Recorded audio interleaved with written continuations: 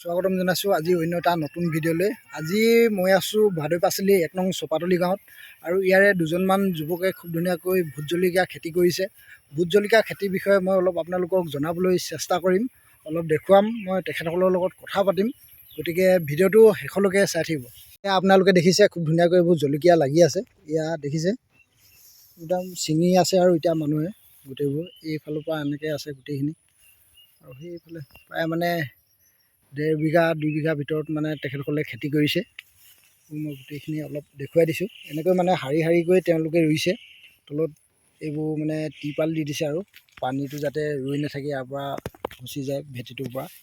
খুব ধুনীয়াকৈ ইয়াত দেখিছে আপোনালোকে লাগিছে এয়া, আৰু ইয়াত দেখিছে এইবোৰ চবফালে জলকীয়া আৰু জলকীয়া এইবোৰ দেখিছে ভিতৰলৈ আছে আৰু বহুত ছাইডৰ পৰা অলপ আপোনালোকক দেখুৱাই দিছোঁ। এয়া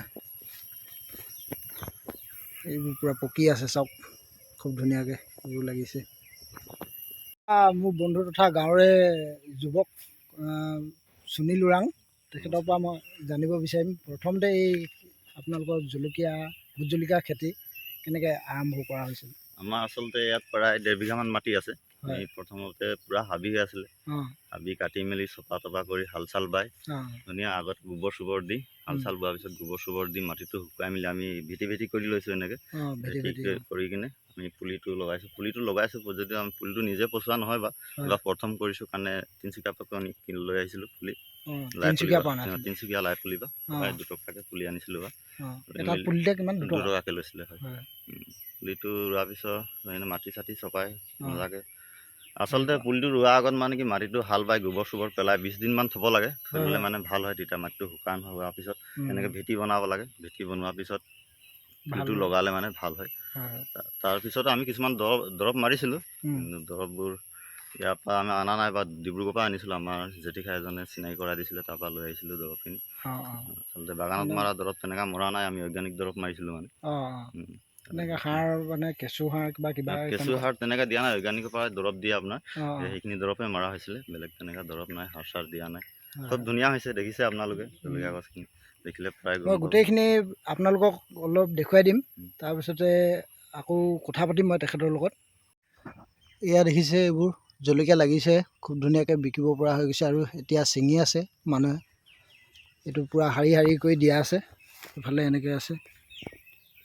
দেখিছে আপোনালোকে জলকীয়া লাগি আছে, এয়া পূৰা পকি আছে আৰু এইফালে দেখিছে মানুহখিনি গোটেই চিঙাত ব্যস্ত হৈ আছে।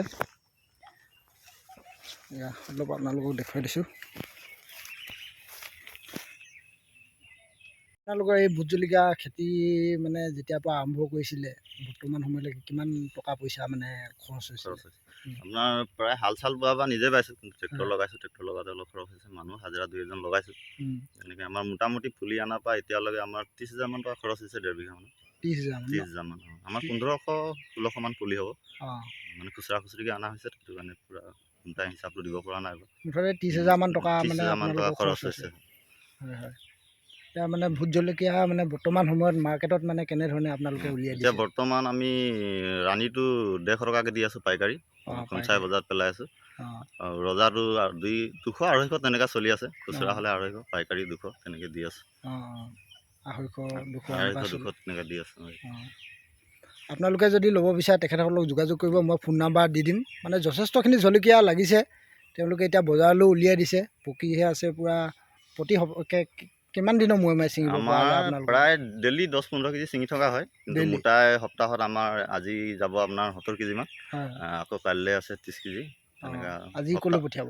আজি খুমচাই বজাৰ পঠিয়াম, খুমচাই বজাৰ পঠিয়া হ'ব। আপোনাৰ প্ৰায় সপ্তাহত খুমচাই বজাৰ এবাৰ দিয়া হয়, 70 কেজি 80 কেজি তেনেকৈ। বাকী খুচুৰা খুচুৰি 10 কেজি 15 কেজি ডেইলি ছিঙি থকা হয়। মানে বজাৰবোৰ ধৰা হৈছে আৰু বজাৰবোৰ ধৰা হৈছে। ঠিকে আছে। ভাদৈ পাচলি বা এনেকৈ ওচৰৰ বজাৰবোৰত যোৱা হয়? পাচলিত বিকা নাই বৰ্তমান, আমি গাঁৱতে খুচুৰা খুচুৰি দি আছোঁ। পাচলি বজাৰত বহা নাই তেনেকৈ, পাইকাৰী ৰেট আপোনাৰ খুমচাই গৈ আছে, বাকী তেনেকৈ খুচুৰাকৈ দিয়া নাই। পাচলি বেপাৰীয়ে লৈ যায় বিকে, কিন্তু আমি নিজে বহা নাই বাৰু। এয়া দেখিছে আপোনালোকে, এয়া জলকীয়া ছিঙি আছে। এইবোৰ মানে এইটো চাইডে বন গজি আছে কাৰণে ভালকৈ দেখা পোৱা নাই বাৰু, ইটো চাইডে আছে জলকীয়া ছিঙি থকা হৈছে। ছিঙি থকা হৈছে। হয়। এয়া দেখিছে পূৰা ছিঙি থকা হৈছে ন? অঁ ছিঙি থকা হৈছে দেই। অঁ পূৰাই নে? অঁ পূৰা হাত পূৰা বহুত ৰ'দ দিলেতো বেছিয়ে হাতখিনি পুৰে। অঁ অঁ কিন্তু আজি বতৰটো ডাৱৰীয়া বুলি আৰু ভাল লাগে অলপ ছিঙাটো হৈছে আৰু ইমান নুপুৰেও আৰু পুৰে যদিও আৰু ছিঙিবই লাগিব ন? ছিঙিবই লাগিব, কষ্ট অকণমানতো কৰিবই লাগিব আৰু। কৰিবই লাগিব। ঠিকে আছে। এয়া দেখিছে অকণমান দেখুৱাই দিয়কচোন জলকীয়াখিনি। এয়া দেখিছে আপোনালোকে খুব ধুনীয়াকৈ পকিছে আৰু এতিয়া এইখিনিও দেখুৱাই দিয়ক অলপ। এয়া দেখিছে আপোনালোকে এয়া বাস্কেটত ছিঙি আছে এইবোৰ জলকীয়া। মানে উঠি অহা প্ৰজন্মক আপুনি কৃষি ক্ষেত্ৰত কেনেধৰণে বক্তব্য ৰাখিব বিচাৰিব বা কেনেধৰণে মানে আপুনি তেওঁলোকক প্ৰেৰণা দিব বিচাৰিব?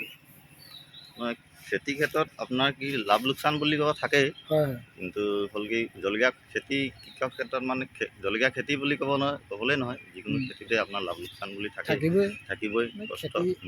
কিন্তু অলপ থাকিবই আৰু খেতিটো কষ্ট থাকেই অলপমান।